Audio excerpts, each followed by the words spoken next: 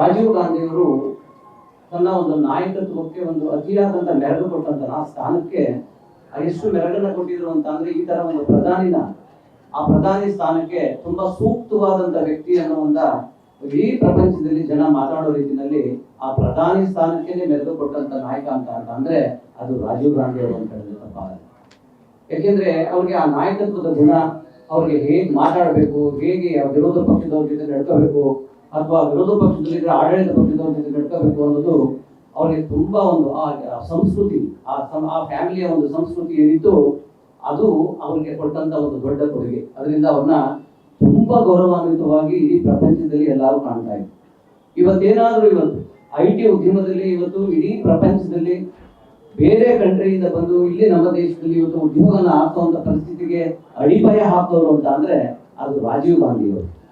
ಅಂತ ಒಂದು ವಿಜನರಿ ರಾಜಕಾರಣಿಯಾಗಿ ಇವತ್ತು ನಮ್ಮ ಪಕ್ಕದ ದೇಶದಲ್ಲಿ ಪೀಸ್ ನ ಕಾಪಾಡ್ಲಿಕ್ಕೋಸ್ಕರ ನಮ್ಮ ಒಂದು ಸೈನ್ಯನ ಅಲ್ಲಿ ಕಳಿಸಿ ಒಂದು ಅವರು ಉಗ್ರಗಾಮಿಗಳು ಇವತ್ತು ಏನು ನಮ್ಮ ರಾಜೀವ್ ಗಾಂಧಿ ಅವರನ್ನ ಹತ್ಯೆ ಮಾಡಿದ್ರು ಒಂದು ಪಕ್ಕದ ದೇಶದ ಒಂದು ಪೀಸ್ಗೆ. ಯಾಕೆಂದ್ರೆ ನಮ್ಮ ದೇಶದಲ್ಲಿ ಪೀಸ್ಗೆ ಕೊರತೆ ಇರಲಿಲ್ಲ.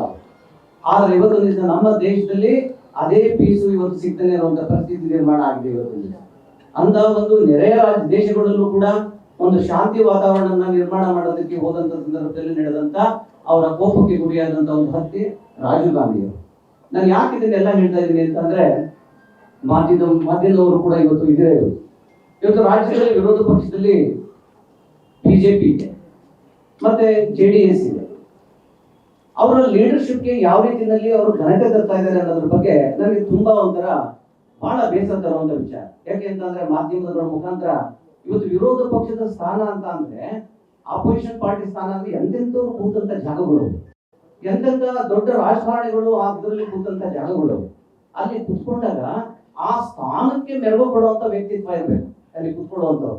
ಆ ಸ್ಥಾನ ಅಲ್ಲ, ಸ್ಥಾನ ದೊಡ್ಡದಿದೆ, ಆ ಸ್ಥಾನಕ್ಕೆ ಮೆರಗು ಕೊಡುವಂತ ವ್ಯಕ್ತಿತ್ವ ಇರ್ಬೇಕು. ಅಲ್ಲಿ ಕುತ್ಕೊಂಡಾದ್ಮೇಲೂ ಕೂಡ ನಾವು ಸ್ವಲ್ಪ ಗಂಭೀರತೆಯಿಂದ ಸ್ವಲ್ಪ ಹೋಮ್ವರ್ಕ್ ಮಾಡಿ ಮಾತಾಡ್ಬೇಕಾದ್ರೆ ಒಂದು ಕೀಳು ದರ್ಜೆಯ ಭಾಷೆನ ಉಪಯೋಗಿಸೋದು ಆಪೋಸಿಷನ್ ಲೀಡರ್ಸ್ಗೆ ಶೋಭೆ ತರುವಂತದ್ದಲ್ಲ.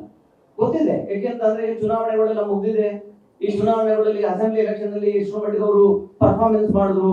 136 ಸೀಟು ಕಾಂಗ್ರೆಸ್ ಪಕ್ಷ ಇವತ್ತು ಗೆದ್ದಿದೆ. ಇವತ್ತು JDS ಆಗಲಿ ಬಿಜೆಪಿ ಆಗಲಿ ಧೂಳಿಪಟ ಆಗಿದೆ ಕರ್ನಾಟಕದಲ್ಲಿ. ಇಂಥ ಒಂದು ಪರಿಸ್ಥಿತಿಯಲ್ಲಿ ಇವಾಗ ಲೋಕಸಭಾ ಚುನಾವಣೆಗಳು ನಡೆದಿರುವಂತ ಸಂದರ್ಭದಲ್ಲೂ ಕೂಡ ಇವತ್ತು ಬಿಜೆಪಿ ಏನ್ ಎಕ್ಸ್ಪೆಕ್ಟ್ ಮಾಡಿದ್ರು ಅಷ್ಟು ಸೀಟ್ ಇವತ್ತು ಬರಲಿಕ್ಕೆ ಸಾಧ್ಯ ಇಲ್ಲ. ಯಾಕೆ ಅಂತಂದ್ರೆ ನಮ್ಮ ರಾಜ್ಯದ ಕಾಂಗ್ರೆಸ್ ನಾಯಕತ್ವ ಬಲಿಷ್ಠವಾದಂತ ನಾಯಕತ್ವ. DK ಶಿವಕುಮಾರ್ ಅವರು ನಮ್ಮ ಪಕ್ಷದ ಅಧ್ಯಕ್ಷರಾಗಿ ಮತ್ತೆ ಮುಖ್ಯಮಂತ್ರಿಗಳಾಗಿ ಸಿದ್ದರಾಮಯ್ಯನವರಂತ ನಾಯಕತ್ವ ನಮ್ಮ ರಾಜ್ಯದಲ್ಲಿ ಯಾವ ಪಕ್ಷದಲ್ಲೂ ಕೂಡ ನಾಯಕತ್ವ ಇರಲಿಕ್ಕೆ ಸಾಧ್ಯ ಇಲ್ಲ. ಇವರು ಏನೇ ಮಾತಾಡಿದ್ರು ಕೂಡ ಈ ನಾಯಕರ ಇರೋ ತನಕ ನಮ್ಮ ಪಕ್ಷದ ಯಾವುದೇ ಇದನ್ನ ಇವಕ್ಕೆಲ್ಲ ಅಳ್ಳಾಡ್ಸೋದಕ್ಕೆ ಸರ್ಕಾರದ ಅಳ್ಳಾಡ್ಸೋದಕ್ಕೆ ಇವ್ರ ಯೋಗ್ಯತೆನೇ ಇಲ್ಲ ಅಂತ ನಾನು ಹೇಳೋದಕ್ಕೆ ಇಷ್ಟಪಡ್ತೀನಿ. ನಾನು ಯಾಕೆ ಹೇಳ್ತೀನಿ ಅಂತ ನಾನು ಕೆಲವು ಟೈಮ್ ನಾನು ನೋಡ್ಕೋತೀನಿ, ಅಶೋಕ್ ಅವರು ಮಾತಾಡೋದು ನೋಡಿದ್ರೆ ಇವ್ರಿಗಿಂತ ಸಿಟಿ ರವಿ ಬೆಟರ್ ಅಂತ ಅನಿಸ್ತದೆ. ಯಾಕೆಂದ್ರೆ ಅವರು ಕೀಳ್ಮಟ್ಟದ ಭಾಷೆಗಳನ್ನ ಉಪಯೋಗಿಸ್ತಾರೆ, ಇವ್ರಿಗಿಂತ ಅವ್ರು ಬೆಟರ್ ಅಂತ ಅನಿಸ್ತದೆ. ಎಂತ ಒಂದು ವಿಪರ್ಯಾಸ ಇದೆ ಅಂತ ನನಗೆ ಅರ್ಥ ಆಗಲ್ಲ. ಯಾಕೆಂತಂದ್ರೆ ಇವತ್ತು ಇಬ್ರು JDS ಮತ್ತೆ ಬಿಜೆಪಿ ಅಲೈನ್ಸ್ ಇದ್ದಾರೆ. ಇವತ್ತು ರಾಜ್ಯದಲ್ಲಿ ಇವತ್ತು ಎಲ್ಲೂ ನಡಿಬಾರ್ದಂತ ಒಂದು ಅನಾಹುತ ನಡೆದಿದೆ. ಪ್ರಜ್ವಲ್ ರೇವಣ್ಣ ಅವರು ನಮಗೂ ಕೂಡ ಅದ್ರ ಬಗ್ಗೆ ನೋವಿದೆ. ನಾವೇನ್ ಅದನ್ನ ನಡೆದಿದ್ದು ಸರಿ ಅಂತ ಸಮರ್ಥಿಸ್ಕೋತಾ ಇಲ್ಲ. ಇವನ್ ದೇವೇಗೌಡರ ಫ್ಯಾಮಿಲಿಗೆ ಇರ್ಬೋದು, ದೇವೇಗೌಡರ ಬಗ್ಗೆ ನಮ್ಗೆ ಗೌರವ ಇದೆ. ಅವ್ರಿಗೆ ನೋವಾಗುತ್ತೆ ಅಂತ ನಮಗೂ ಕೂಡ ಗೊತ್ತಿದೆ. ಯಾರಿಗೂ ಅವ್ರಿಗೆ ನೋವು ಮಾಡ್ಬೇಕು ಅನ್ನೋ ಉದ್ದೇಶ ಇಲ್ಲ.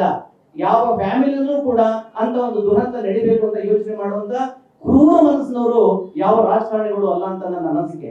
ಆದ್ರೆ ಒಂದ್ ಸೈಡ್ ಅಲ್ಲಿ ಇದನ್ನ ರಾಜಕೀಯವಾಗಿ ತಗೊಂಡು ಕುಮಾರಸ್ವಾಮಿ ಅವರು ಆ ಕೇಸ್ನ ನೆಲ ಕಚ್ಚುವಂತ ಇದರಲ್ಲಿ ತಗೊಂಡು ಹೋಗ್ತಾ ಇದ್ದಾರೆ. SIT ಒಂದು ತನಿಖೆ ನಡೆದಿದ್ರು ಕೂಡ ಇವರು ಮುಖ್ಯಮಂತ್ರಿಗಳು ಆಗಿದ್ರು 2 ಸರಿ. ಅಂತದ್ರಲ್ಲಿ SIT ತನಿಖೆಗಳು ನಡೆದಿಲ್ವಾ ಹಿಂದೆ? ಇವತ್ತು ಇಡೀ ದೇಶದಲ್ಲಿ ನಾನು ಅಧ್ಯಕ್ಷರಿಗೆ ಒಂದು ರಿಕ್ವೆಸ್ಟ್ ಮಾಡ್ಕೊಡ್ತೀನಿ ಈ ಸಂದರ್ಭದಲ್ಲಿ, ಸರ್ ದಯವಿಟ್ಟು ಇವ್ರು ಯಾರು ರಿಯಾಕ್ಟ್ ಮಾಡಬೇಡಿ. ನಿಮ್ಮ ಸರ್ಕಾರ ಒಂದು ಇದರಲ್ಲಿ ಒಳ್ಳೆ ರೀತಿಯಲ್ಲಿ ಒಂದು ಅನುಷ್ಠಾನ ಮಾಡಿರುವಂತ ಈ ಕಾರ್ಯಕ್ರಮಗಳು ಇಡೀ ರಾಜ್ಯದ ಬಡವರು ಇವತ್ತು ಇಡೀ ಸರ್ಕಾರದ ಪರ ನಿಂತಿದ್ದಾರೆ. ಇವತ್ತು ಅದರ ಪರ ಇವತ್ತು ನೆಕ್ಸ್ಟ್ ಚುನಾವಣೆಯಲ್ಲಿ ಇವತ್ತು MP ಚುನಾವಣೆಯಲ್ಲಿ ನಮಗೆ ಗಣನೀಯವಾದಂತಹ ಸ್ಥಾನಗಳು ನಮಗೆ ಸಿಗ್ತವೆ. ಅದರಿಂದ ಇವ್ರಿಗೆಲ್ಲ ರಿಯಾಕ್ಟ್ ಮಾಡುವಂತ ಅವಶ್ಯಕತೆ ನಿಮ್ಗಿಲ್ಲ. ಯಾಕೆಂದ್ರೆ ನೀವು ಹೋಗ್ತಾ ಇರುವಂತ ಕೆಲಸ ಏನಿದೆ ಅದು ಡೆವಲಪ್ಮೆಂಟ್ ಕಡೆ ಹೋಗ್ತಾ ಇದ್ರಿ. ಅದರಿಂದ ಇವ್ರು ಏನಂತ ಅಂದ್ರೆ ಇವ್ರು ಹೇಳದಂಗೆ SIT ನಡಿಬೇಕು, ಇವ್ರು ಹೇಳದಂಗೆ ಕೇಸ್ ಮುಚ್ಚಾಕ್ಬೇಕು, ಇವ್ರು ಹೇಳಿದ್ ಯಾರು ಇವ್ರ ವಿರುದ್ಧ ಮಾತಾಡಬಾರ್ದು, ಇವರ ರಾಜ್ಯದಲ್ಲಿ ಏನ್ ಬೇಕಾದ್ರೂ ಮಾಡ್ಬೋದು. ಇದೆಲ್ಲ ಕುಮಾರಸ್ವಾಮಿ ಅವರೇ. ಡಿ ಕೆ ಶಿವಕುಮಾರ್ ನನ್ನ ಕೆಣಕ್ ಬಿಟ್ಟಿದ್ದಾರೆ, ನಾನು ಬಿಡಲ್ಲ ಯಾರನ್ನೋ ಅವರು. ಏನ್ ಕೆಣಕಿದ್ದಾರೆ ಅಂದ್ರೆ ಯಾವ ರೀತಿ ಭಾಷೆ ಉಪಯೋಗಿಸ್ತೀರಾ ನೀವು? ನಿಮ್ಮನ್ನು ಕೆಣಕಿದರೆ ನಮ್ಮನ್ನು ಬಿಡಲ್ಲ ಕೆಣಕ್ದವ್ರನ್ನ ಅಂತಂದ್ರೆ ಇದರಲ್ಲಿ ಸಂವಿಧಾನ ಇದೆ, ನೆಲದ ನ್ಯಾಯ ಇದೆ. ಇದನ್ನ ಬಿಟ್ಟು ನೀವು ಇದ್ ಮಾಡಕ್ಕಾಗತ್ತಾ? ಯಾರನ್ನು ಕೂಡ ಏನು ಮಾಡಕ್ಕಾಗೋದಿಲ್ಲ. ಇವತ್ತು ಪ್ರತಿಯೊಬ್ಬರಿಗೂ ಕೂಡ ಹಕ್ಕಿದೆ ಬದುಕಲಿಕ್ಕೆ. ಆದ್ರಿಂದ ನಾನು ಹೇಳೋದು ಇವತ್ತೊಂದು ದಿವಸ, ಇವತ್ತು ನೋಡಿ ಇಡೀ ದೇಶದಲ್ಲಿ ಹೋಮ್ ಮಿನಿಸ್ಟರ್ ಇದ್ದಾರೆ, ಇಡಿ, ಐಟಿ ಎಲ್ಲದನ್ನು ಕೂಡ ಪ್ರತಿಯೊಂದು ಸಿಬಿಐನೆಲ್ಲ ಉಪಯೋಗಿಸ್ಬಿಟ್ಟು ಇವನ್ ಯಾವುದೇ ಆರೋಪ ಸಾಬೀತಾಗ್ಲಿಲ್ಲ ಅಂದ್ರೂ ಕೂಡ ಕೇವಲ ಊಹಾಪೋಹ ಅದರ ಮೇಲೆ ಇವತ್ತು 2 ಜನ ಮುಖ್ಯಮಂತ್ರಿಗಳನ್ನು ಕೂಡ ಇವತ್ತು ಜೈಲಲ್ಲಿ ಇಟ್ಟಿದ್ದಾರೆ. ಅದಕ್ಕೆ ಯಾರು ರಿಯಾಕ್ಟ್ ಮಾಡಿಲ್ಲ. ಹೋಮ್ ಮಿನಿಸ್ಟರ್ ರಿಯಾಕ್ಟ್ ಮಾಡಿದಾರ, ಪ್ರೈಮ್ ಮಿನಿಸ್ಟರ್ ರಿಯಾಕ್ಟ್ ಮಾಡಿದಾರ.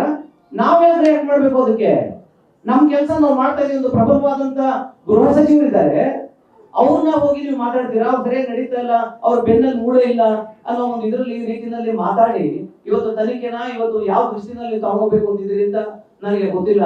ಅದರಿಂದ ನಾನು ಅಧ್ಯಕ್ಷರ ಕೇಳ್ಕೊಳ್ಳೋದಿಷ್ಟೇ, ಅಧ್ಯಕ್ಷರು ಭಾಷಣ ಆದ್ಮೇಲೆ 1 ವರ್ಷದ ನಿಮ್ಮ ಏನು ಕಾರ್ಯವೈಖರಿ ಇದೆ, ಅನುಷ್ಠಾನ ಮಾಡಿದಿರಿ, ಸಕ್ಸಸ್ಫುಲ್ ಇದನ್ನ 1 ಇಯರ್ ಕಂಪ್ಲೀಟ್ ಮಾಡಿದಿರಿ, ಕೊಟ್ಟಂತ ಮಾತಿನ ಕರ್ನಾಟಕ ಜನತೆ ಎದುರುಗಳು ನೀವು ಉಳಿಸ್ಕೊಂಡಿದ್ದೀರಿ ಸರ್ಕಾರ. ಅದಕ್ಕೆ ನಿಮ್ಗೆ ಕಾಂಗ್ರೆಸ್ ಪಕ್ಷದ ನಮ್ಮೆಲ್ಲರ ಪರವಾಗಿ ನೀವು ಅಭಿನಂದಿಸ್ತೀವಿ. ಅದಕ್ಕೆ ಮುಂಚೆ ತಾವು ಉದ್ದೇಶಿಸಿ ಮಾತಾಡಬೇಕು ಅಂತ ನಾನು ಕೇಳ್ಕೊಳ್ತಿದ್ದೆ. Thank you. ಸರ್ಕಾರದ ಮಂತ್ರಿಗಳಂತ ರೇಂದ್ರ ಸಾಹೇಬ್, ನಮ್ಮ ಪಕ್ಷದ ಮಾಜಿ ಮಂತ್ರಿಗಳಂತ ರೇವಣ್ಣವರು, ರಾಣಿ ಸತೀಶ್ ಅವರು, ಕಾರ್ಯದರ್ಶಿಗಳಾಗಿದ್ದಂತ ಸಲೀಂ ಅವರು, ಸುದರ್ಶನ್ ಅವರು, ಟಿ ಸಿ ಚಂದ್ರಶೇಖರ್ ಅವರು, ನಾರಾಯಣಸ್ವಾಮಿ ಅವರು, ಸಂಪನ್ಗಿಯವರು, ಇನ್ನೆಲ್ಲ ನಮ್ಮ ಕೆಪಿಸಿಸಿ ಎಲ್ಲ ಪದಾಧಿಕಾರಿಗಳು, ಎಲ್ಲ ಮಾಜಿ ಶಾಸಕರು,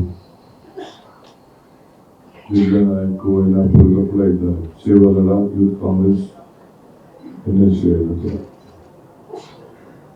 ಯೂತ್ ಕಾಂಗ್ರೆಸ್ ಅವರು ಒಂದು ಬ್ಲಡ್ ಕ್ಯಾಂಪ್ ಕೂಡ ಇಟ್ಟಿದ್ದಾರೆ ಅಂತ ಹೇಳಿ ತಿಳಿಸಿದ್ದಾರೆ. ಇವತ್ತು ನಾವೆಲ್ಲ ರಾಜೀವ್ ಗಾಂಧಿ ಅವರ ಪುಣ್ಯ ಸ್ಮರಣೆಯನ್ನ ಆಚರಣೆ ಮಾಡ್ತಾ ಇದ್ದೇವೆ. ನನಗೆ ನೆನಪು, ಪಾರ್ಲಿಮೆಂಟ್ ಎಲೆಕ್ಷನ್ ನಡೀತಾ ಇತ್ತು, ಮಧ್ಯದಲ್ಲಿ ನಡೆದಂತ ದುರ್ಘಟನೆ. ಅದಾದ್ಮೇಲೆ ಎಲೆಕ್ಷನ್ ತಿರುಗಾ ಮಧ್ಯಕ್ಕೆ ನಿಂತು ಪೋಸ್ಟ್ಪೋನ್ ಆಗಿ ಮತ್ತೆ ಎಲೆಕ್ಷನ್ ಕೆಲವು ಕಾನ್ಸ್ಟಿಟ್ಯೂನ್ಸಿಗಳು 2-3 ದಿನ ಲೇಟ್ ಆಗಿ ಎಲೆಕ್ಷನ್ ಅನೌನ್ಸ್ಮೆಂಟ್ ಮಾಡಿದ್ರು. ಈ ದೇಶಕ್ಕೋಸ್ಕರ, ಈ ದೇಶದ ಐಕ್ಯತೆ, ಸಮಗ್ರತೆ, ಶಾಂತಿಗೋಸ್ಕರ ಪ್ರಾಣ ತ್ಯಾಗ ಮಾಡಿದ್ರು. ಈ ದೇಶಕ್ಕೆ ಒಬ್ಬ ಮಹಾನ್ ನಾಯಕ ಪ್ರಾಣ ಅರ್ಪಣೆ ಮಾಡಿದಂತ ಒಬ್ಬ ಸ್ಮರಣೆ ಮಾಡುವಂತ ಒಂದು ಪವಿತ್ರವಾದಂತ ದಿನ. ಈ ದೇಶದಲ್ಲಿ ಯುವ ಶಕ್ತಿಯನ್ನ ಬೆಳೆಸಿ 100 ನಾಯಕರುಗಳನ್ನ, 1000 ನಾಯಕರುಗಳನ್ನ ಈ ದೇಶಕ್ಕೆ ನಾಯಕತ್ವವನ್ನು ಕೊಟ್ಟಂತ ಒಬ್ಬ ನಾಯಕರನ್ನ ಸ್ಮರಣೆ ಮಾಡಿದಂತ ಒಂದು ಪವಿತ್ರವಾದಂತ ದಿನ. ರಾಜೀವ್ ಗಾಂಧಿ ಅವರ ಬಗ್ಗೆ ಮಾತಾಡಬೇಕು ಅಂದ್ರೆ ಇಡೀ ದಿನ ಮಾತಾಡಬೇಕು. ಯುವಕರ ಬಗ್ಗೆ, ಯುವಕರ ನಾಯಕತ್ವದ ಬಗ್ಗೆ, ಪಂಚಾಯತ್ ರಾಜ್ ವ್ಯವಸ್ಥೆ ಬಗ್ಗೆ ಮತ್ತು ಹೊಸ ಶತಮಾನಕ್ಕೆ. ನಾನು ಸ್ಟೂಡೆಂಟ್ ಲೀಡ್ ಇದ್ದೆ. ಬೆಂಗಳೂರಲ್ಲಿ ನನ್ನ ಮನೇಲಿ ಫೋನ್ ಇರಲಿಲ್ಲ, ಲ್ಯಾಂಡ್ಲೈನ್ ಇರಲಿಲ್ಲ. ಆವತ್ತಿನ ಕಾಲದಲ್ಲಿ ನಮ್ಮ ರಾಜಗೋಪಾಲ್ ಅಂತ MP ಇದ್ರು. ಅವ್ರ ಹತ್ರ MP ಗಳಿಗೆ ಫೋಟೋ ಇತ್ತು, ಇದು ಫೋಟೋ ಇತ್ತು, 10 ಫೋನ್ ಕೊಡ್ತಿದ್ರು ರಾಜ್ಯಸಭಾ MP ಗಳಿಗೆ, MLA MP ಗಳಿಗೆಲ್ಲ. ಗ್ಯಾಸು ಕೊಡ್ತಿದ್ರು. ಗ್ಯಾಸು ಆಗ ಈ ರೀತಿ ಗ್ಯಾಸು ಯಾರು ಬೇಕಾದ್ರೂ ಸಿಗ್ತಿದೆ. ಸೊ ನಾನು ಊರಿಂದ ಇಲ್ಲಿ ಬಂದು ಮನೆ ಮಾಡ್ಕೊಂಡಿದ್ದೆ ಬೆಂಗಳೂರಲ್ಲಿ, ಸ್ಟೂಡೆಂಟ್ ಲೀಡರ್ ಆಗಿದ್ದೆ. ಸೊ ಆಗ MP ಕೂಟ ಬರ್ಸ್ಕೊಂಡು ಹೋಗ್ಬೇಕಾದಂತ ಒಂದು ಪರಿಸ್ಥಿತಿ ಅವತ್ತಿತ್ತು. ಆಗ ಇನ್ನ ರಾಜೀವ್ ಗಾಂಧಿ ಅವರು ರಾಜಕೀಯಕ್ಕೆ ಬಂದಿರಲಿಲ್ಲ. ರಾಜೀವ್ ಗಾಂಧಿ ಅವರು ರಾಜಕೀಯಕ್ಕೆ ಬಂದಾಗ ಇಲ್ಲಿ ಅವ್ರಿಗೆ ವಿಮಾನ ನಿಲ್ದಾಣದಲ್ಲಿ ಒಂದು ದೊಡ್ಡ ಭವ್ಯವಾದಂತಹ ಒಂದು ಸ್ವಾಗತ. ಇದೇನೆಲ್ಲ ಆರು ಮಂಜು ಇದ್ದಾನೆ, ಆರು ಮಂಜು ಸಂಪಂಗಿ, ನಮ್ಮ ಸತಿ ಎಲ್ಲ ಇದ್ದಾರೆ. ಎರಡು ಗುಂಪು, ಹರಿಪ್ರಸಾದ್ ಒಂದು ಗುಂಪು, ರಮೇಶ್ ಒಂದು ಗುಂಪು, ಜಾರ್ಜ್ ಒಂದು ಇದೆಲ್ಲ ಬುದ್ಧಿಯ ಇದ್ದಾನೆ. ಇವನು ಪಾದ ಗಲಾಟೆ. FM ಖಾನು ಒಂದು ಫ್ಲೈಟ್ ತರ ಮಾಡ್ಬಿಟ್ಟು ತಂದು ಜೀಪ್ ತಂದು ನಿಲ್ಸಿದ್ರು. ಇನ್ನೊಂದು ಕಾರು, ಜಾರ್ಜ್ ಕಾರ್ ಬಂದು ನಿಂತು. ಜಾರ್ಜ್ ಯೂತ್ ಕಾಂಗ್ರೆಸ್ ಅಧ್ಯಕ್ಷ, ನಾವೆಲ್ಲ ವಿದ್ಯಾರ್ಥಿ ನಾಯಕರು. ಸೊ ಆಗ ಜಾರ್ಜ್ ಯೂತ್ ಕಾಂಗ್ರೆಸ್ ಪ್ರೆಸಿಡೆಂಟ್ ಗಾಡಿಗೆ ಹತ್ತಿದ್ರೆ ಹೊರತು FM ಖಾನ್ ಗಾಡಿಗೆ ಅವತ್ತು ರಾಜೀವ್ ಗಾಂಧಿ ಅವರು ಹತ್ತಲಿಲ್ಲ. ಬಟ್ ಘಟನೆಗಳೆಲ್ಲ ನನಗೆ ಮೆಲುಕಾಗಕ್ಕೆ ಹೋದರೆ ಗಂಟೆ ಭಾಷಣ ಮಾಡಬೇಕಾಗ್ತದೆ. ನಾನು, ಸಲೀಮು, ರತ್ನಪ್ರಭಾ ಇದು 3 ಜನ ಕೂತಿದ್ದೀವಿ. ನಮ್ಮನ್ನ ನಾರ್ತ್ ಕೊರಿಯಾ ಕಳಿಸ್ಕೊಟ್ಟಿದ್ರು. ಎಲ್ಲ ಯೂತ್ ಕಾಂಗ್ರೆಸ್ ಅವ್ರನ್ನ ನಾವೆಲ್ಲ ಇವರು NSU ಪ್ರೆಸಿಡೆಂಟ್ ಇದ್ರು, ಅವರು ಮಹಿಳಾ ಕಾಂಗ್ರೆಸ್ ಅಲ್ಲಿ ಇದ್ರು, ನಾನು ಯೂತ್ ಕಾಂಗ್ರೆಸ್ ಅಲ್ಲಿದ್ದೆ. ಹರಿಪ್ರಸಾದ್ ನಾವೆಲ್ಲ 22 ದಿನ ವರ್ಲ್ಡ್ ಯೂತ್ ಅಂಡ್ ಸ್ಟೂಡೆಂಟ್ ಫೆಸ್ಟಿವಲ್ಗೆ ಕಳಿಸ್ತಿದ್ದೆ. ಅವ್ರ prime minister, all party delegation, ಇಡೀ ವಿಶ್ವದಲ್ಲೇ ನಮ್ಮ ಹುಡುಗರುಗಳಿಗೆ ಪರಿಚಯ ಆಗಲಿ ಅನ್ನೋ ದೃಷ್ಟಿಯಿಂದ ವಿದೇಶಕ್ಕೆಲ್ಲ ಕಳಿಸಿ ನಮಗೆಲ್ಲ ಅನೇಕ ಎಲ್ಲ ದೇಶಗಳ ಜೊತೆ ಪರಿಚಯ ಮಾಡಿಕೊಳ್ಳುವಂಥ ಒಂದು ದೊಡ್ಡ ಪದ್ಧತಿ ಸಂಪ್ರದಾಯವನ್ನ ಅವರೆಲ್ಲ ಕೂಡ ಬೆಳೆಸ್ಕೊಂಡು ಬರ್ತಾ ಇದ್ದಾರೆ. 180 ದೇಶ. ನಾನು ಅಲ್ಲಿ ಫೆಸ್ಟಿವಲ್ಲು ನನಗೆ ಈಗೂ ನನಗೆ ನೆನಪು. ಅಲ್ಲಿ ನಡೆದಂಥ ಉದ್ಘಾಟನಾ ಸಮಾರಂಭ, ಅಲ್ಲಿ ನಡೆದಂಥ ಕ್ಲೋಸಿಂಗ್ ಸಮಾರಂಭ ಇನ್ನು ನನ್ನ ಕಣ್ಣಿಗಿದೆ. ನಾನು ಅವತ್ತು ಅಂದ್ಕೊಂಡೆ ಮುಂದಕ್ಕೆ ನಾನು ಮಂತ್ರಿ ಆಗ್ಬೋದು ಅಂತ ನನಗೆ ಅವತ್ತೇ ಇತ್ತು. ಅಷ್ಟೊಂದು ಅಸೆಂಬ್ಲಿ ಸೋತಿದ್ದೇನೆ, ಆಗ್ಬೋದು ಅಂತಿತ್ತು. ಆದರೆ ಮತ್ತೆ ಇಂಥ ಫೆಸ್ಟಿವಲ್ ನನಗೆ ಸಿಗುದಿಲ್ವೇನೋ ಒಂದು ಭಾವನೆ ಕೂಡ ನನಗೆ ಬಂದಿತ್ತು. ಅಷ್ಟು ಆನಂದಕರವಾದಂಥ ಘಟನೆಗಳು, ಅನುಭವಗಳು ಆವತ್ತು ನನ್ನ ಮೇಲೆ ಇವತ್ತು ಬೀರಿವೆ. ಬಹಳ ಜನ ದೊಡ್ಡ ದೊಡ್ಡ ನಾಯಕರುಗಳೆಲ್ಲ ಅವತ್ತು ನಮ್ಮ ಜೊತೆ ಆ ಪ್ರವಾಸದಲ್ಲಿ ಹರಿಪ್ರಸಾದ್ ರೆಡಿಯಾಗಿ ನಮ್ಮ ಟೀಮ್ನಲ್ಲಿ ಅವತ್ತೊಂದು ಕಾಲದಲ್ಲಿ ಅವರು all India youth Congress vice president ಇದ್ರು. ಎಲ್ಲ ಕೂಡ ನಾವೆಲ್ಲ ಹೋಗಿ ಬಂದು ಹಂಗೆ ಯುವಕರನ್ನ ಬೆಳೆಸೋದ್ರಲ್ಲಿ ಬಹಳ ಪ್ರಮುಖವಾದಂಥ ಪಾತ್ರ. ಅವ್ರು ಪ್ರಧಾನಮಂತ್ರಿ ಆದಾಗ HK ಪಾಟೀಲ್, KH ಪಾಟೀಲ್ ಅಧ್ಯಕ್ಷರು, ಇಲ್ಲಿ ವೀರಪ್ಪ ಮೊಯ್ಲಿ ಅಧ್ಯಕ್ಷರು. ಬಹುಶಃ ಒಂದು 70 ಜನ ಯುವಕರಿಗೆ, ಹೊಸ ಯುವಕರಿಗೆ 85ರಲ್ಲಿ ಟಿಕೆಟ್ ಸಿಕ್ತು. ನಾನು ಒಬ್ಬ ಸ್ಟೂಡೆಂಟ್ ಲೀಡ್ರು. ನಾನು ಸಲೀಮಿಲ್ಲ, ಟಿಕೆಟ್ ಕೊಡಲಿಲ್ಲ. ಇವರು ವಿನಯ್ ಕುಮಾರ್ ಸೋರ್ಕಿ, SM ನಾಗರಾಜ, ಎಲ್ಲರೂ 3-4 ಜನಕ್ಕೆ ಆಗ ವಿದ್ಯಾರ್ಥಿ ನಾಯಕರುಗಳಿಗೆ ಟಿಕೆಟ್ ಕೊಟ್ಟರು. ಯೂತ್ ಕಾಂಗ್ರೆಸ್ ಅದೇ ನಾನು ಹೇಳ್ತಾ ಇದ್ದೀನಿ, ಒಟ್ಟು 70 ಯುವಕರಿಗೆ, ಯೂತ್ ಕಾಂಗ್ರೆಸ್ 40 ಟಿಕೆಟ್ ಕೊಟ್ಟರು. ರಾಮಲಿಂಗಾರೆಡ್ಡಿ, ರೇವಣ್ಣ, ವಿಶ್ವನಾಥ, ನಮ್ಮ ವಿಜಯ್ ಕುಮಾರ್, ನಮ್ಮ ಈದೂರು ಮಂಗಳೂರು, ರಮನಾಥ್ ರೈ, ಎಲ್ಲ ಹಿಂಗೆಲ್ಲ ಅವತ್ತಿನ ಕಾಲದಲ್ಲಿ ಎಲ್ಲರೂ ಕೂಡ ಅವತ್ತೆಲ್ಲ ಕೊಟ್ಟರು. ಮಂತ್ರಿ ಮಾಡುವಾಗ ಕೂಡ ಆಗ ನಾನು ಮೊದಲನೇ ಬಾರಿಗೆ MLA ಆದೆ. ಅಷ್ಟೊತ್ತಿಗೆ ನನ್ನ ಈ ಕ್ಯಾಂಪೇನಿಗೂ ಬಂದಿದ್ದು ರಾಜೀವ್ ಗಾಂಧಿ ಅವರು ಕಾನ್ಪುರಕ್ಕೆ MLA ಆದೆ. ನಂದು ರೇವಣ್ಣನ ಎಲೆಕ್ಷನ್ಗೆಲ್ಲ ರಾಮನಗರದಲ್ಲೂ ಬಂದು ಪ್ರಚಾರಕ್ಕೆ ಬಂದಿದ್ರು ರಾಮನಗರಕ್ಕೆ. ಅದಾದ್ಮೇಲೆ ತಿರ್ಗಿ 2ನೇ ಟೈಮು ಬಂದರು. ನನಗೆ ಬಂದಾಗ ಕೊನೆಗೆ ರಾಮನಗರದಲ್ಲಿ, ಚನ್ನಪಟ್ಟಣದಲ್ಲಿ ಒಂದು ಗಲಾಟೆ ನಡೀತು, ಹಿಂದೂ ಮುಸ್ಲಿಮ್ಸ್ ಗಲಾಟೆ ನಡೀತು. ಅವತ್ತು ನನಗೆ ಅದಾದ್ಮೇಲೆ ನನ್ನ ಕಾರಲ್ಲಿ ಕುಂದಿಸ್ಕೊಂಡು ಬೆಂಗಳೂರು ನನ್ನ ಕರ್ಕೊಂಡು ಬಂದು ವೀರೇಂದ್ರ ಪಾಟೀಲ್ ಸ್ವಲ್ಪ ಆರೋಗ್ಯ ಸರಿ ಇರಲಿಲ್ಲ. ನಾನು ಆ ಘಟನೆಯೆಲ್ಲ ನನಗೆ ಭಿಕ್ಷೆ ಹೇಳಲಿಕ್ಕೆ ನಾನು ತಯಾರಿಲ್ಲ. ಅದಾದ್ಮೇಲೆ ಮುಖ್ಯಮಂತ್ರಿ ಬದಲಾವಣೆ ಆಗಬೇಕಾದ ಪರಿಸ್ಥಿತಿ ಬಂತು, ಆರೋಗ್ಯ ಸರಿ ಇರೋದ್ರಿಂದ. ಆಮೇಲೆ ಬೆಳಿಗ್ಗೆ ರಾತ್ರಿ ತೀರ್ಮಾನ ಆಯಿತು. ತಿರ್ಗಾ ಬಂಗಾರಪ್ಪನವರು ಮುಖ್ಯಮಂತ್ರಿ ಆದರು. ಬಂಗಾರಪ್ಪನವರು ಒಂದು ಸಂದೇಶ ಕೊಟ್ಟರು, ಎಲ್ಲ ಸಮುದಾಯದಲ್ಲೂ ಕೂಡ ಒಬ್ಬೊಬ್ಬ ಯುವಕರನ್ನ ಸೆಕೆಂಡ್ ಲೀಡರ್ಶಿಪ್ನ ನೀವು ಆಯ್ಕೆ ಮಾಡಬೇಕು ಮಂತ್ರಿಮಂಡಲದಲ್ಲಿ. ಯಾರೇ ಇಲ್ಲಿ ಯಾವುದೇ ಜಾತಿ ಮತ್ತೊಂದು ಏನೇ ಬಂದು ಚಿಂತೆ ಇಲ್ಲ, ಎರಡೆರಡು ಆದರೂ ಚಿಂತೆ ಇಲ್ಲ, ಒಂದೊಂದು ಸಮುದಾಯಕ್ಕೆ ಒಬ್ಬೊಬ್ಬ ಯುವಕರನ್ನ ನೀವು ತಯಾರು ಮಾಡಬೇಕು, ಕ್ಯಾಬಿನೆಟ್ ತಗೋಬೇಕು ಅಂತ ಹೇಳಿ ಮಾರ್ಗದರ್ಶನವನ್ನು ಕೊಟ್ಟರು.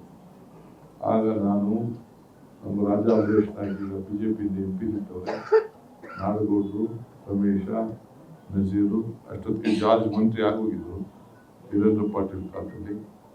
ಹಿಂಗೆಲ್ಲ ಉಸ್ತಾದು ಎಲ್ಲ ಸೇರಿ ನಮ್ಮನ್ನೆಲ್ಲ ಮಂತ್ರಿ ಮಾಡಿದ್ರು. ಮಂತ್ರಿ ಮಾಡಿ ನಾವೆಲ್ಲ ಆ ಸಂಪುಟದಲ್ಲಿ ಮಂತ್ರಿ ಮಾಡಿದ್ರು. ನಾನು ಯಾಕೆ ಹೇಳ್ತಾ ಇದ್ದೀನಿ ಅಂದರೆ, ಅವ್ರು ಯಾವತ್ತೂ ಕೂಡ, ನಾನು ಇಲ್ಲಿ ಜಿಲ್ಲಾ ಪಂಚಾಯತಿ ಮೆಂಬರ್ ಆಗಿದ್ದಾಗ, ಈಗ ನಾರಾಯಣ ಸ್ವಾಮಿನೂ ನಮ್ಮ ಜೊತೆ ಇದ್ದಾರೆ, ಅವ್ರ ತಂಡದಲ್ಲಿದ್ದರು. ಅವರು ಇಲ್ಲಿ ಜಯಪ್ರಕಾಶ್ ನಾರಾಯಣ ಒಂದು ಟ್ರೈನಿಂಗ್ ಸೆಂಟರ್ ಇದೆ, ಅಲ್ಲಿ ಜಿಲ್ಲಾ ಪಂಚಾಯತ್ ತಾಲೂಕ್ ಪಂಚಾಯತಿ ಬಗ್ಗೆ ಒಂದು ದೊಡ್ಡ ಚರ್ಚೆ, ಏನ್ ಮಾಡಬೇಕು ಏನ್ ಮಾಡಬೇಕು. ಆಗ ಮಣಿಶಂಕರ್ ಏನು ಅಲ್ಲಿ ಇದ್ರು. ನಾನು ಕೇಳಿದೆ, ನಮ್ಮ ರಾಜ್ಯದ ನಾನು ಜಿಲ್ಲಾ ಪಂಚಾಯತಿ ಮೆಂಬರ್ ಇದ್ದೆ, ರೇವಣ್ಣ ಮುನ್ಸಿಪಾಲ್ಟಿ ಅಲ್ಲಿ ಮಾಗಡಿ ಮುನ್ಸಿಪಾಲ್ಟಿ ಅವರು ಇದ್ರು. ನಾನು ಕೇಳಿದೆ, ಯಾಕೆ ಇದನ್ನ ಅವಶ್ಯಕತೆ ಏನಿದೆ ನಮ್ಮದಿಲ್ಲ ಇದೆಯಲ್ಲ, 73-74 ಅಮೆಂಡ್ಮೆಂಟ್ ತರುವಾಗ ಒಂದು 200 ಜನ ಕರೆದು ಒಂದು ಟ್ರೈನಿಂಗ್ ಕ್ಯಾಂಪ್ ಅಭಿಪ್ರಾಯ ಕೇಳಿದ್ರು. ಆಗ ಜಾಫರ್ ಶರೀಫ್ ಆ ಭಾಗದ MP ಆಮೇಲೆ ಮಂತ್ರಿ ಕೂಡ ಏನಾಗಿದ್ರು, ಹೇಳಿದ್ರು ಅಲ್ಲೇ ನಡೀತದಿಲ್ಲ. ಆಗ ಅವ್ರು ಹೇಳಿದ್ರು, ನಾನು ಇದನ್ನ ಸಿಸ್ಟಮ್ನ ತರ್ತಾ ಇರೋದು ಏನಕ್ಕೆ ಅಂದ್ರೆ, ಜಿಲ್ಲಾ ಪಂಚಾಯತ್, ಗ್ರಾಮ ಪಂಚಾಯತಿ ಮತ್ತು ತಾಲೂಕ್ ಪಂಚಾಯತಿ 3 ಸಿಸ್ಟಮ್ನ ಯಾಕೆ 73-74ನೇ ತಿದ್ದುಪಡಿ ನಡೀತಾ ಇದೆ ಅಂತಂದ್ರೆ, ಪಂಚಾಯತಿಂದ ಪಾರ್ಲಿಮೆಂಟ್ ವರೆಗೂ ನಾಯಕರುಗಳು ಬೇಕೀಗ ಈ ಪ್ರಜಾಪ್ರಭುತ್ವ ವ್ಯವಸ್ಥೆಯಲ್ಲಿ. This is an amendment to create young leaders and new leaders of all sections of the society. A leader is one to create leaders, not followers. ಅದಕ್ಕೋಸ್ಕರ ನಾನು ಈ ಅಮೆಂಡ್ಮೆಂಟ್ನ ಎಲ್ಲ ಪಂಚಾಯತಿ ಮಟ್ಟದಿಂದ ಮುನ್ಸಿಪಾಲಿಟಿ ಮಟ್ಟದಿಂದ ನಾಯಕರುಗಳು ತಯಾರಾಗಲಿ ಅನ್ನೋ ದೃಷ್ಟಿಯಿಂದ ನಾನು ಈ ಅಮೆಂಡ್ಮೆಂಟ್ನ ತರ್ತಾ ಇದ್ದೀನಿ ಅಂತ ಹೇಳಿದ್ರು. ಅದಾದ್ಮೇಲೆ ನಾನು ಸ್ವಲ್ಪ ಅಧ್ಯಯನ ಮಾಡಿದೆ. ಈ ದೇಶಕ್ಕೆ ನಮ್ಮ ಪ್ರಧಾನಮಂತ್ರಿ ಆಗಿದ್ದಂತ ಜವಾಹರ್ಲಾಲ್ ನೆಹರು ಕೂಡ, ನಾನು ಕೆಲವ್ರಿಗೆಲ್ಲ ಇದನ್ನ ಹೇಳ್ತಾ ಇದ್ದೀನಿ, ನೀವು ಇದನ್ನೆಲ್ಲ ಗಮನಿಸಿ. ಎಲ್ಲ ಏಕದಮ್ MLA ಬೇಕು, MSc ಬೇಕು, MP ಬೇಕು ಅಂತ ಅರ್ಜಿ ಹಾಕಿ ಬರ್ತಾ ಇದ್ದೀರಲ್ಲ. ಈ ದೇಶದ ಪ್ರಧಾನಮಂತ್ರಿ ಆಗಿದ್ದಂತ ಪಂಡಿತ್ ಜವಾಹರ್ಲಾಲ್ ನೆಹರು ಅವರು ಹಲವಾರು ಮುನ್ಸಿಪಾಲಿಟಿ ಅಧ್ಯಕ್ಷರಾಗಿದ್ದಾರೆ. ರಾಜಗೋಪಾಲಾಚಾರಿ ಅವರು ಕೂಡ ಸೇಲಂಗೆ ಅವರು ಕೂಡ ಅಧ್ಯಕ್ಷರಾಗಿದ್ದರು. ಕೆಂಗಲ್ ಹನುಮಂತಯ್ಯನವರು ಅವರು ಕೂಡ ಬೆಂಗಳೂರಿಗೆ ಮುನ್ಸಿಪಾಲಿಟಿಗೆ ಆಗಿದ್ರು. ಈಗ ACC ಅಧ್ಯಕ್ಷರು ಗುಲ್ಬರ್ಗ ಕಾರ್ಪೊರೇಷನ್ ಬ್ಲಾಕ್ ಅಧ್ಯಕ್ಷರು ಕಾರ್ಪೊರೇಷನ್ ಮೆಂಬರ್ ಆಗಿದ್ರು. ಸೊ ಹಂಗೆ ಈಗ ವಿಲಾಸ್ ದೇಶಮುಖ್ ಅವರು ಪಂಚಾಯತಿ ಅಧ್ಯಕ್ಷರಾಗಿ ಜಿಲ್ಲಾ ಪಂಚಾಯತಿಗೆ ಹೋಗಿ ಚೀಫ್ ಮಿನಿಸ್ಟರ್ ಆದರು. BD ಜತ್ತಿ ಅವರು ಗ್ರಾಮ ಪಂಚಾಯತಿಗೆ ಅಧ್ಯಕ್ಷರಾಗಿ ಅವರು ಕೂಡ ಈ ದೇಶಕ್ಕೆ ರಾಷ್ಟ್ರಪತಿ ಆಗಿದ್ದರು. ಹಂಗೆ ಲೋಕಲ್ ಬಾಡಿ ಎಲೆಕ್ಷನ್ಗೆ ಅತಿ ಹೆಚ್ಚಿನ ಒತ್ತು ಕೊಡಬೇಕು, ಅಲ್ಲಿಂದ ನಾಯಕತ್ವವನ್ನು ಬೆಳೆಸ್ಕೊಳ್ಳಿಕ್ಕೆ ನೀವೆಲ್ಲ ಸಜ್ಜಾಗಬೇಕು ಅಂತೇಳಿ ನಾನು ತಮಗೆಲ್ಲರೂ ಕೂಡ ನನ್ನ ಸಲಹೆಯನ್ನು ನಾನು ಕೊಡ್ತಾ ಇದ್ದೀನಿ. ಇನ್ನೊಂದು ವಿಚಾರ, ಈಗ ನಾನು ನಿಮ್ಮೆಲ್ಲರ ಆಶೀರ್ವಾದದಿಂದ ಪಕ್ಷದ ಅಧ್ಯಕ್ಷನಾಗಿ ಕೆಲಸ ಮಾಡ್ತಾ ಇದ್ದೀನಿ. ಈಗ ನಾನು ಬೆಂಗಳೂರು ನಗರದ ಮಂತ್ರಿ ಆಗಿದ್ದೀನಿ, ಡೆಪ್ಟಿ CM ಆಗಿದ್ದೀನಿ. ನನಗೂ ಎಲ್ಲೋ ಕರಳು ಪ್ರತಿ ಸಂದರ್ಭದಲ್ಲೂ ಆ ರಾಜೀವ್ ಗಾಂಧಿ ಕೊಟ್ಟಂಥ ಶಕ್ತಿ ನಿಮ್ಗೆ ಗೊತ್ತಿದೆಯೇನೋ. ಅಲ್ಲಿ ಏನು ಸಿಪೆರಂಬೂರಲ್ಲಿ ನನಗೆ ಸೋನಿಯಾ ಗಾಂಧಿಯವರು ನನಗೊಂದು ಅವಕಾಶ ಮಾಡಿಕೊಟ್ರು. ಆಗ ಜಯಲಲಿತಾ ಅವರು ಚೀಫ್ ಮಿನಿಸ್ಟರ್ ಇದ್ದರು. ಆಗ ನಮ್ಮ ಕನಕಪುರದಿಂದ ನನ್ನ ಹೊರಯಿಂದನೇ ಕಲ್ಲೆತ್ಕೊಂಡೋಗಿ ಆ ಜಾಗದಲ್ಲಿ ಹಾಕುವಂಥ ಒಂದು ಅವಕಾಶ. ಅದಾದ್ಮೇಲೆ ಸೋನಿಯಾ ಗಾಂಧಿಯವರು ನನ್ನ ಕರೆದು ಅಲ್ಲಿ ಕೆಲವು ಡೆವಲಪ್ಮೆಂಟ್ಸ್ ಇತ್ತು, ಅಲ್ಲಿ ಕೂಡ ಕನಕಪುರದಲ್ಲಿ ಕಲ್ಲೆತ್ಕೊಂಡೋಗಿ ನನ್ನ ಚಪ್ಪಡಿನ ಯಾರೋ ಬಂಡೆ ಅಂತ ಮಾತಾಡ್ತಾ ಇರ್ತಾರಲ್ಲ, ಅದನ್ನು ಹೋಗಿ ಅಲ್ಲಿ ಹೋಗಿ ನೋಡಿ ನಮ್ಮ ಕನಕಪುರದ ಕಲ್ಲನ್ನ, ಅಲ್ಲಿ ಅವ್ರು ಎಲ್ಲಿ ಅವರ ಅಂತಿಮ ಪ್ರಾಣ ಹೋಯ್ತು ಆ ಕನಕಪುರದ ಕಲ್ಲನ್ನು ಅಲ್ಲಿ ಹಾಸಿದ್ದೀನಿ, ಎಲ್ಲ ಕಂಪ್ಲೀಟ್ ಎಲ್ಲ ಮಾಡಿದ್ದೀನಿ. ಹಂಗೆ ನಮಗೂ ಅವ್ರಿಗೂ ಇರೋಂಥ ಒಂದು ಭಕ್ತರಿಗೂ ಭಗವಂತನಿಗೂ ಇರೋಂಥ ಸಂಬಂಧ ಇದ್ದಂಗೆ ಗಾಂಧಿ ಕುಟುಂಬಕ್ಕೂ ನಮಗೂ ಇರೋಂಥ ಒಂದು ಸಂಬಂಧ ಇದೆ.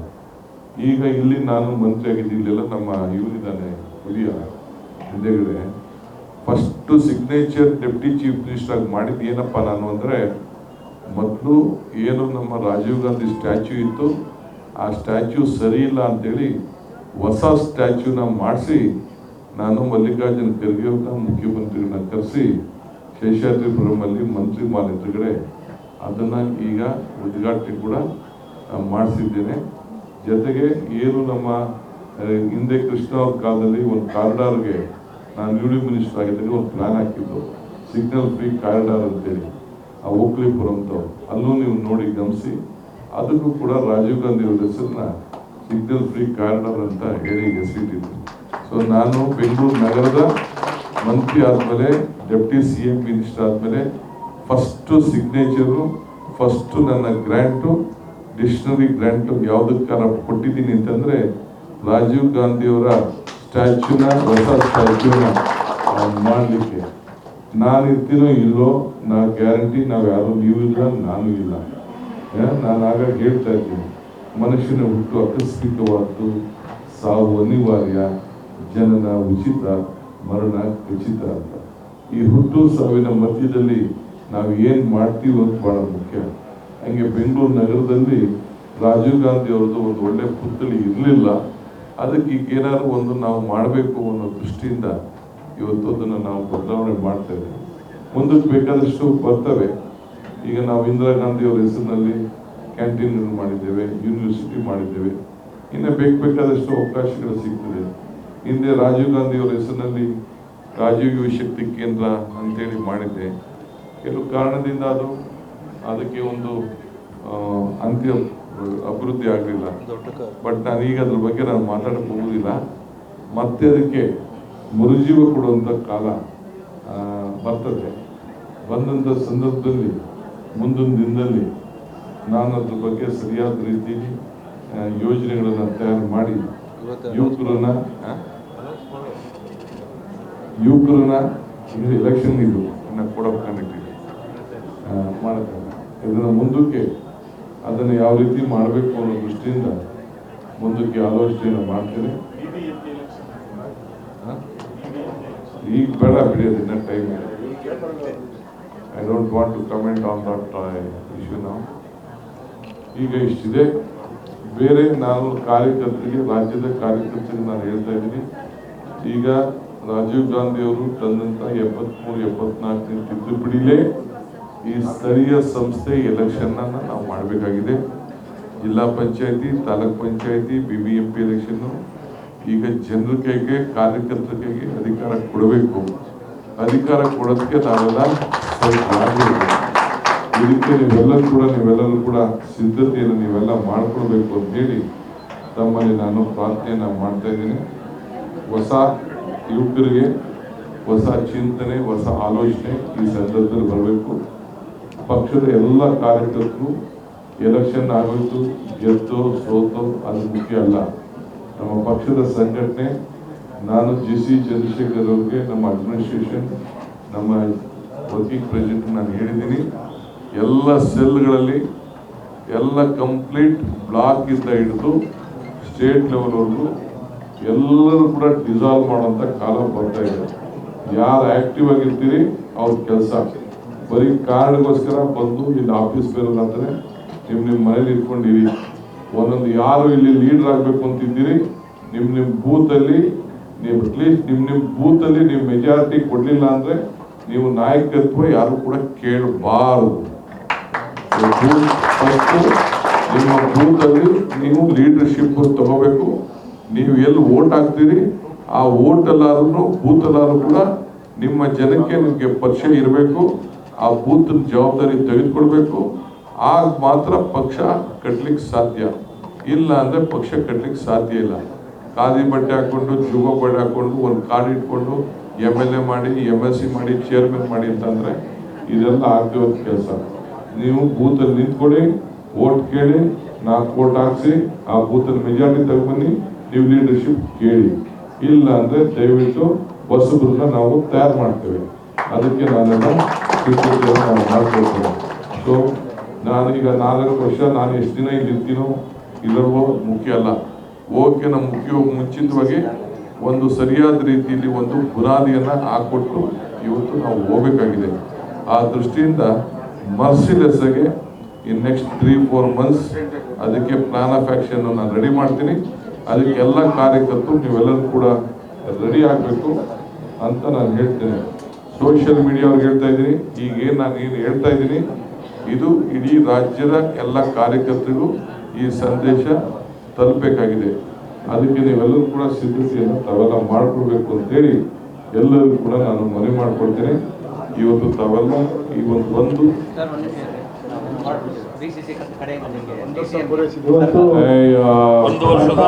ಯಶಸ್ವಿಯಾಗಿ 1 ವರ್ಷ ಕರ್ನಾಟಕ ಪ್ರದೇಶ ಕಾಂಗ್ರೆಸ್ ವತಿಯಿಂದ ಸನ್ಮಾನ DK ಶಿವಕುಮಾರ್ ಅಲ್ಲ ಫಸ್ಟ್ ಇದು ಹಾಕ್ಬಿಡಿ ಶಾಲು.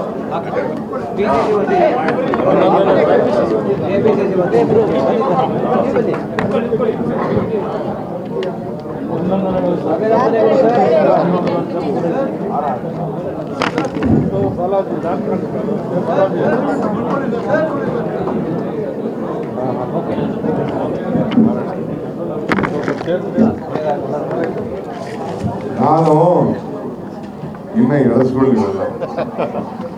ನಾನು 1 ವರ್ಷ ಪೂರೈಸಿದ ಮುಖ್ಯ ಅಲ್ಲ. 4 ವರ್ಷ ನನ್ನ ಲೀಡರ್ಶಿಪ್ ಅಲ್ಲಿ ಪಕ್ಷ ಅಧಿಕಾರಕ್ಕೆ ಬಂದಿದೆಯಲ್ಲ ಅದು ಕಾರಣ.